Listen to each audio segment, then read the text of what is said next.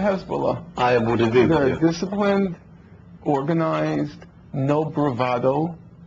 They're like the And Zionists. there's a lot of intellect at the top. Oh, actually. yeah. You've written and spoken of Israel's, quote, murderous repression of the Palestinian people. I think you mean since the creation of Greater Israel in '67, and probably Well, I with... would agree with 48. All right, And okay. actually before 48. And I'm going to today, Yeah. but you can say, okay, so my question is this. Murderous repression of the Palestinian people. What really, Norman, explains this behavior?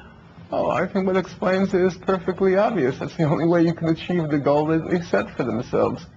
You want to create a overwhelmingly Jewish state in an area which is overwhelmingly not Jewish. And there's no way you can achieve that goal except by, since in the 20th century extermination is not an option, the American style, then the only option is to expel them. And it's very difficult, just like it's very difficult to uproot a tree that's been in the ground for 100 years. You have to dig very deep to get those roots out, to extirpate it. It's very difficult to uproot an entire indigenous population. And, you know, if you read the historians like Benny Morris, he's a thug morally, but, you know, as a historian, he's reasonably accurate. And he says, you know, in his last major revision, the book of the Palestinian of refugees, it's called the Palestinian Refugee Question Revisited, he says transfer was inbuilt in Zionism.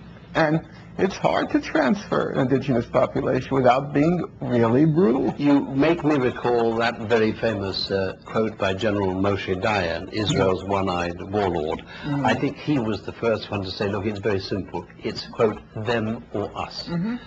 That is, in essence, the Zionist strategy. I think once they defined their goal as wanting to create a Jewish state, and by a Jewish state, they meant a state in which a maximum non-Jewish minority would be about 15%. That's what they had in mind.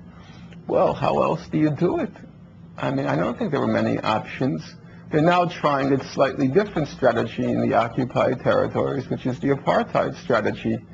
Namely, keep as much as you can of the land, put the indigenous population in these Bantustans, and try to do it that way. But Norman, it's worse than that. I'm sorry to interrupt you. I think it's worse than that.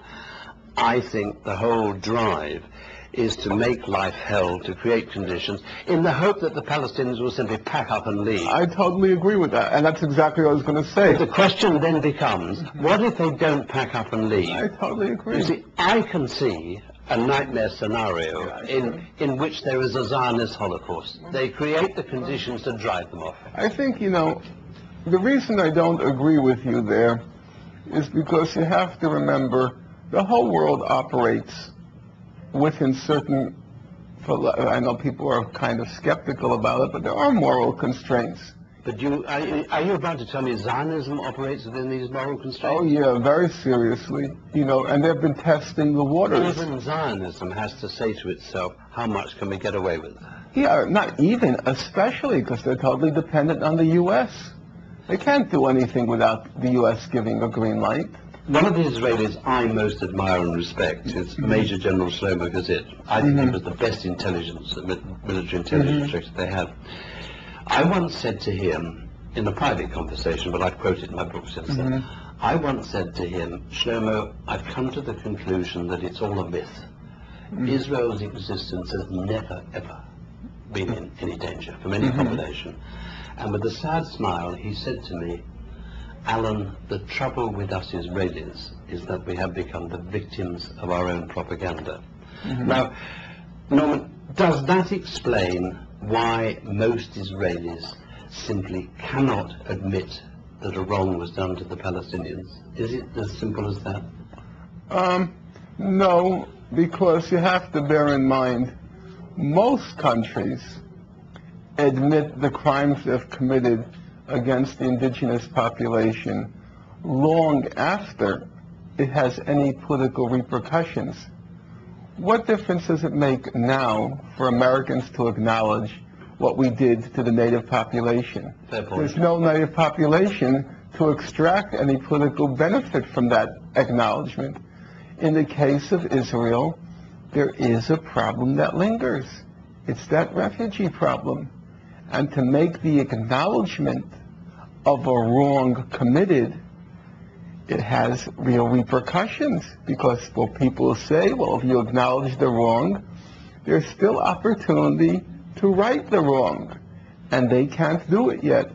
In 100 years, they'll be dancing with wolves. But they can't do it yet. But isn't the reality that there is not the remotest chance of peace until Israel and Israelis can say to the Arabs, we admit we wronged the Palestinians? I do agree with that. Well, let's come now to the question, the really big question.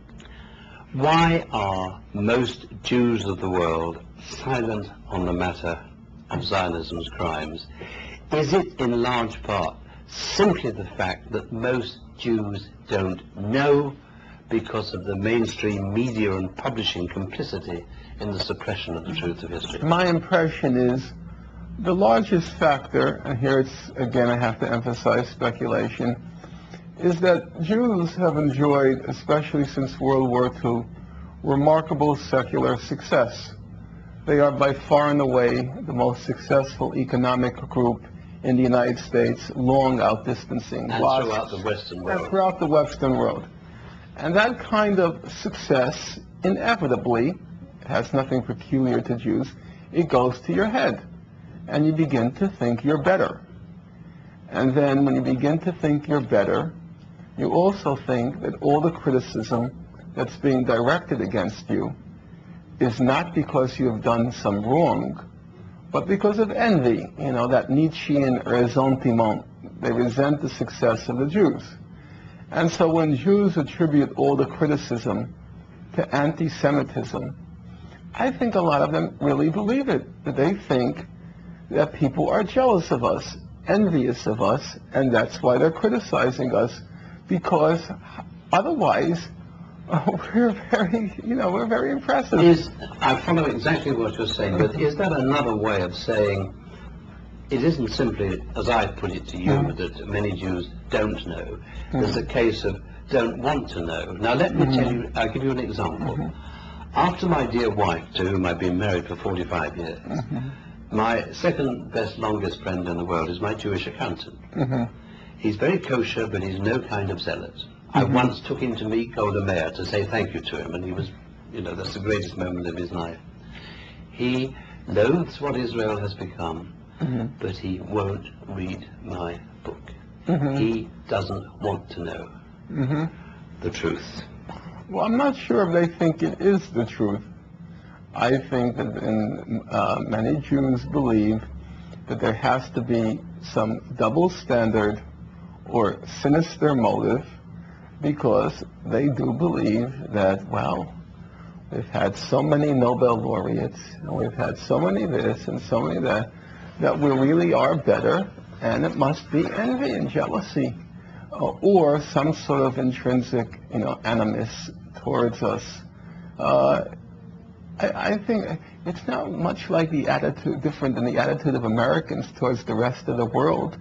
Everywhere, when the criticism is directed against Americans, what do most Americans think? They're just jealous of us. It is a most appalling self-righteousness. Yeah, well, America